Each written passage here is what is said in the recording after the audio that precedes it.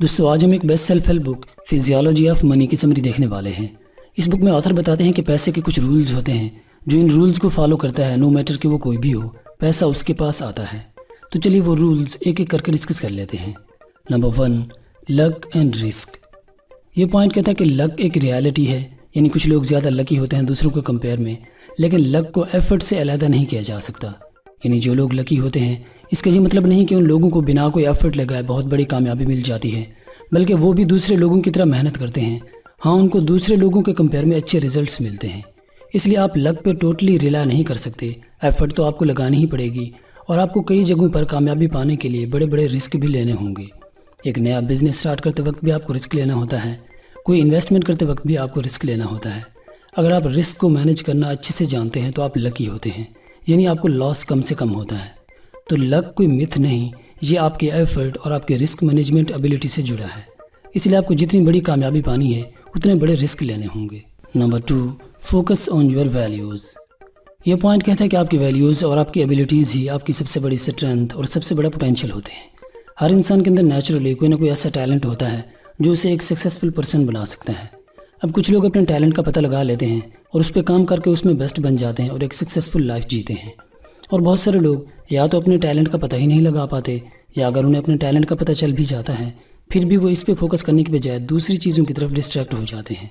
For example, आपके अंदर एक अच्छा राइटर या मोटिवेशनल स्पीकर बनने का टैलेंट है, आपको पता भी है इस बात का, लेकिन आप फैमिली प्रेशर में या किसी और वजह से इंजीनियरिंग में चले जाते हैं और अपने इस टैलेंट को वेस्ट कर देते हैं।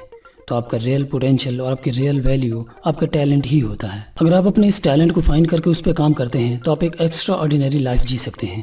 तो आपको अपनी इसी वैल्यू पे फोकस करना है और इसी पे काम करना है। यही आपको पैसा, फेम, एक अच्छी लाइफ सब कुछ दे सकता है। Number 3, compounding. कंपाउंडिंग पैसे की वो क्वालिटी है जिससे पैसा मल्टीप्लाई हो सकता है।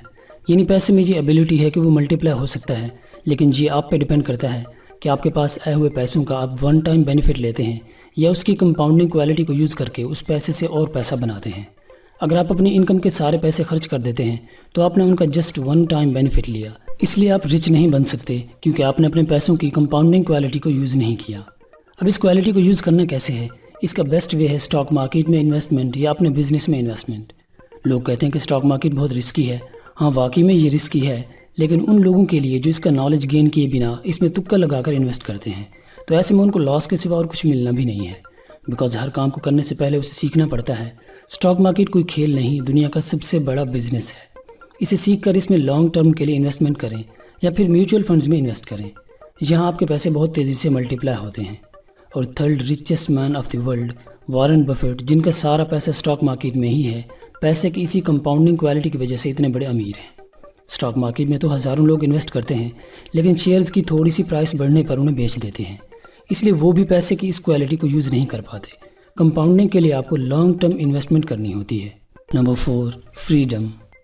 पैसा कमाने के स्ट्रगल में बहुत लोग अपनी ज़िंदगी जीना भूल जाते हैं। एक बात याद रखें, पैसा आपकी ज़िंदगी का पार्ट है, ना कि हार्ट। इसलिए पैसा कमाओ ताकि लाइफ में आप अपने डिज़ायर्स पा सको, अपने ड्रीम्स पूरे कर सको। और ये फ्रीडम आप तभी अचीव कर सकते हैं जब आप अपना बिजनेस करते हैं, क्योंकि जॉब में आप बाउंड होते हैं, क्योंकि वहाँ आप अपने टाइम के बदले में पैसे कमा रहे होते हैं।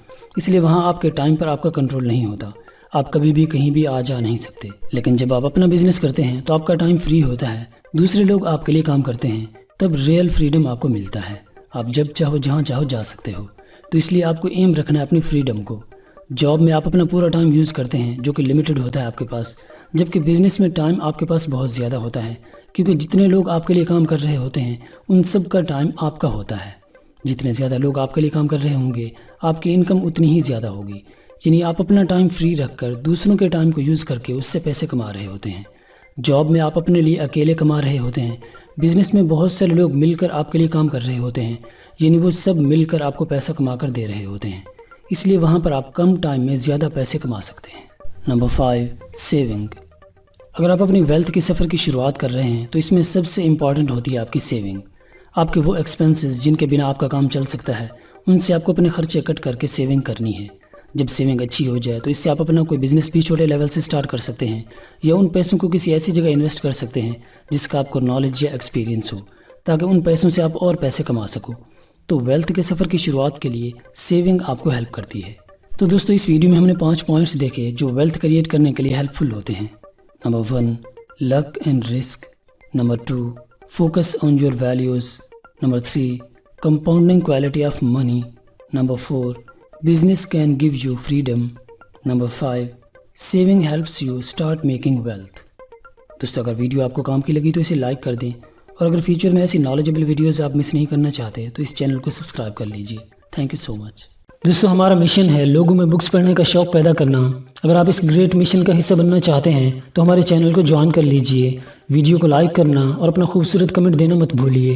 God bless you all.